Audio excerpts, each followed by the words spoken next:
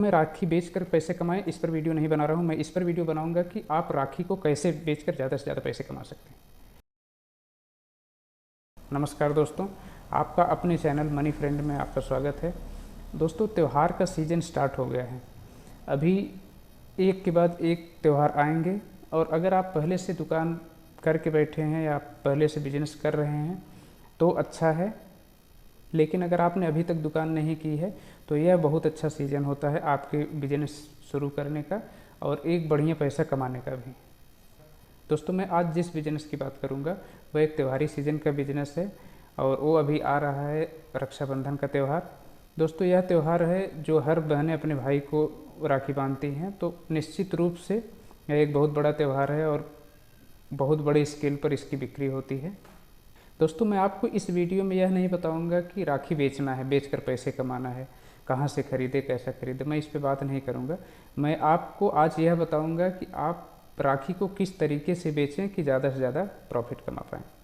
दोस्तों, राखी का त्यौहार नज़दीक आ रहा है, तो राखी रहती है, जब रक्षाबंधन रहता है दोस्तों, तो उसके लगभग एक महीने पहले से ही मार्केट में राखियाँ दिखनी शुरू हो जाती हैं। दोस्तों, यह बिज़नेस नॉर्मली 10 से 15 दिन का रहता है। 10-15 दिन में आप एक बढ़िया पैसा कमा सकते हैं, बस अगर आप कुछ बातों का ध्यान रखें। आज मैं उन्हीं बातों पर डिस्कस करूंगा, उन्हीं पॉइंट्स को बताऊंगा जिसको देखकर और उस बताए हुए रास्ते पर चलकर आप बढ़िया रिटर्न पा सकते हैं। दोस्तों, उसके पहले आप एक छोटी सी क्लिप देख लें। मैं सदर बाज़ार गया था और वहाँ की एक वीडियो बनाया था। उस वीडियो का एक छोटा सा क्लिप देख लीजिए, उसके बाद फिर आगे की बात करते हैं।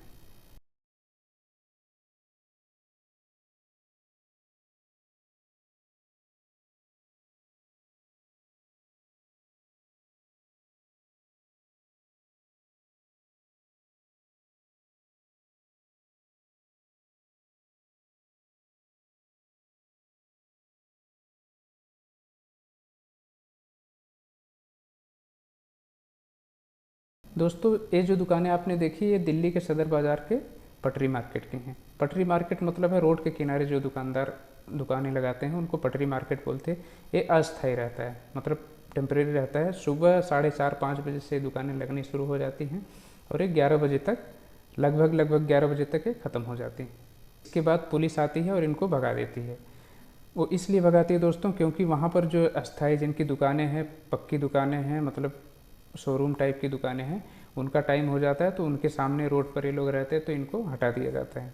लेकिन पुलिस के कितना हटाने के बाद भी ये पूरे दिन, लगभग पूरे दिन आपको रोडों पर मिल जाएंगे। दोस्तों, आप जो राखियाँ देख रहे हैं ये बहुत सस्ती रहती हैं, मतलब आप वहाँ सदर बाज़ार से अगर लाएंगे तो 2 गुना, तो मैं बहुत कम बोल रहा हूँ, 3-3 गुने रेट पर आप राखियों को बेच सकते हैं। आप अपनी ज़रूरत और क्वांटिटी के हिसाब से अपने मार्केट का चयन करें, या तो अपने लोकल मार्केट से ख़रीद लें, होलसेल मार्केट से, या तो फिर आपको लगता है कि इतनी क्वांटिटी में चाहिए कि हमें दिल्ली सदर बाज़ार जाना ही पड़े तो आप सदर बाज़ार से भी जाकर राखियाँ ले सकते हैं। दोस्तों, अब मैं आपको बताऊंगा कि आपको राखियाँ कैसे ख़रीदनी है जिससे आपका माल स्टॉक में नहीं बचे। तो दोस्तों, आपको अपने मार्केट के हिसाब से राखियाँ खरीदनी है, मतलब आपको अपने मार्केट जहाँ आपकी दुकान लगानी है उस लोकेलिटी में किस रेंज की राखियाँ चलती हैं, किस प्राइस रेंज क्या रहती है, कैसी क्वालिटी में और किस डिज़ाइन में राखियाँ चलती, उस हिसाब से आप चयन कर सकते हैं। लेकिन मोटा मोटा मैं बता दूं दोस्तों, अगर आप राखियाँ खरीदने जा रहे हैं तो एक चीज़ सबसे ज़रूरी है जो आपको ध्यान रखने वाली है, तो आपको वहाँ पर राखियाँ 72 रुपीज़ ग्रोस मिल जाएंगी, मतलब 50 पैसे की एक पीस राखी मिल जाएगी। लेकिन वह आप लेकर तो चले आएंगे, सस्ती रहेगी, लेकिन वो आपको 72 रुपये की लेके आएंगे, वो 50 रुपये की भी नहीं बिकेगी।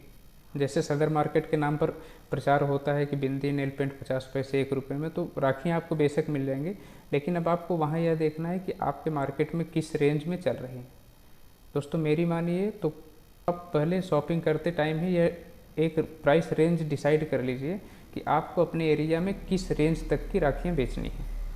जब आपके माइंड में यह रेंज पता रहेगी कि हमें 40 रुपये या 60 रुपये तक की मैक्सिमम राखियाँ बेचनी हैं, तो आप उस हिसाब से आप 15 रुपये, 20 रुपये, 30 रुपये पर पीस के हिसाब से राखियाँ खरीद सकते हैं। उससे ज़्यादा क्योंकि आपके यहाँ नहीं चलेंगे तो उससे ज़्यादा नहीं खरीदने हैं। उससे कम अगर आप लेंगे तो फिर वो आपका स्टॉक ही बचेगा, ज़्यादा सेल नहीं हो पाएंगी। और दोस्तों, इसमें एक और ज़रूरी बात यह है कि अगर आप जब राखियाँ खरीदेंगे, आप यह सोचिए कि कोई भी कस्टमर आपके यहाँ जब राखी खरीदने आएंगे तो उसका मतलब यह है कि वो अगर उनके 2 भाई हैं तो 2 राखियाँ लेंगे ही लेंगे। इसके लिए आपके पास एक ऑप्शन हो सकता है कि आप राखियों आपके पास जो भी राखियाँ उसको अप सेलिंग के हिसाब से बेचें। मतलब अगर उन्हें 20 रुपये की राखी चाहिए तो आप कोशिश कीजिए कि उनको 25-30 रुपये तक की राखी सेल कर पाएँ, क्योंकि क्वांटिटी तो उनकी फिक्स है। आप सस्ता देंगे तो ज़्यादा राखियाँ नहीं खरीदेंगी, या तो आप महंगा देंगे तो कम राखियाँ नहीं खरीदेंगे, या तो खरीदेंगे या तो नहीं खरीदेंगे।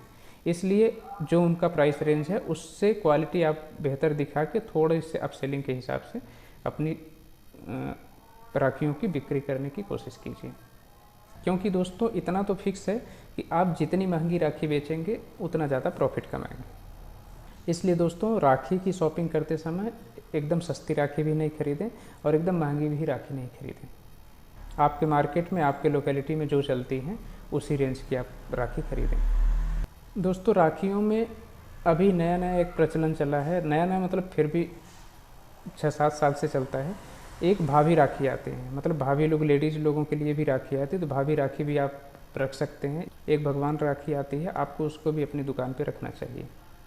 एक तो दोस्तों मैंने आपको बता दिया कि राखियों के अमाउंट की रेंज आपको फिक्स कर लेनी है। उससे क्या हो जाएगा, आपकी एक्स्ट्रा शॉपिंग नहीं होगी। तो जो एक्स्ट्रा शॉपिंग नहीं होगी उससे जो पैसे बचेंगे वो आपकी बचत हो जाएगी। दूसरी बात यह है दोस्तों कि आपको जितनी राखियों की ज़रूरत है, मतलब आपको लगता है कि हम इतनी ही राखी बेच सकते हैं, उसका 10 से 15% आप एक्स्ट्रा शॉपिंग कर सकते हैं, उतनी खरीद लीजिए। क्योंकि आने वाले साल में इसका पूरा एकदम मार्केट ही चेंज हो जाएगा। और दोस्तों इसी साल मैंने पहली बार देखा है कि राखी के सीज़न में एक चावल और कुमकुम की डिब्बी, मतलब बॉटल टाइप की, छोटी बॉटल टाइप की आ रही है, 2-2.5 रुपये की खरीद में मिल रही है, मतलब अलग अलग रेट के हिसाब से। लेकिन मेरे कहने का मतलब एक नया प्रोडक्ट आया है मार्केट में। इसी तरह हर साल चेंज होते रहते हैं। इसलिए आप अगर सोच रहे हैं कि एक बार ले लेंगे तो अगले साल चलेगा, तो वो गलती आपको नहीं करनी है। आपको जितनी ज़रूरत है उसका 15 से 20% मैक्सिमम आप शॉपिंग कीजिए। दोस्तों 2 बातें तो हो गई। अब तीसरी बात जो मैं आपको बता रहा हूँ उसको बहुत ध्यान से सुनिए दोस्तों। आप जो भी राखी खरीद रहे हैं, अभी जो मैंने वीडियो दिखाया आपने उसमें देखा होगा कि सारे रोड पर हैं, और मतलब ज़्यादातर में आप देखेंगे धागे वाली पूरी राखियाँ जो सस्ती पड़ती हैं वो वाली पूरी मिलती हैं। उसमें से आपको चूज़ करना है कि जो अच्छे लुक वाइज अच्छी लग रही हैं, लेकिन भले वह गांठ में है, पूरे रस्सी के बंडल में है, तो आप अगर आपको लग रहा है अगर वह डिब्बे में होती तो अच्छी रहती, या तो वो पत्ते वाली आपने राखियाँ देखी हैं, आपको लग रहा है कि यह राखी पत्ते में रहती तो ज़्यादा अच्छी लगती, तो आप उस तरह का आइडिया भी लेकर अपनी राखी को यूज़ कर सकते हैं और एक बढ़िया रिटर्न ले सकते हैं। मैं कहना क्या चाह रहा हूँ दोस्तों कि आप जब राखी खरीद रहे हैं तो जो भी राखी आपको सस्ती भी लगे चाहे महंगी लगे, आप प्राइस रेंज तो आप देख रहे हैं, उसके साथ साथ आप यह देख लीजिए कि यह राखी किसी डिब्बे में अगर रख जाए तो इसकी क्वालिटी बढ़ जाएगी, इसकी कीमत बढ़ जाएगी। और जैसे राखियों के ब्रांड आपने देखे होंगे तो ब्रांड वाले स्टिकर भी मिल जाते हैं दोस्तों, 10-10, 12-12 पीस के, मतलब सस्ते में आपको। आप अगर चाहें तो एक लूज राखी लेकर, पन्नी लेकर, उस पर एक कागज़ वाले दफ्ती लेकर उसकी ब्रांडिंग भी करके आप बेच सकते हैं। बशर्ते जब आप शॉपिंग कर रहे हैं उस टाइम एक चीज़ बहुत माइंड में रखें, ध्यान में रखें कि यह वाली जो राखी है हम इसकी ब्रांडिंग करके बेच सकते हैं। ब्रांडिंग मीन्स क्वालिटी अच्छी हो, भले वो लूज में ऐसे हो, गांठ में बंधी हो, चाहे रस्सी में हो, लेकिन आपको लगता है कि इसकी क्वालिटी हम बेहतर कर सकते हैं तो उसको लेके आप पैकिंग और स्टिकर, ब्रांडिंग ये सब करके आप उसको अच्छे रेट में बेच सकते हैं।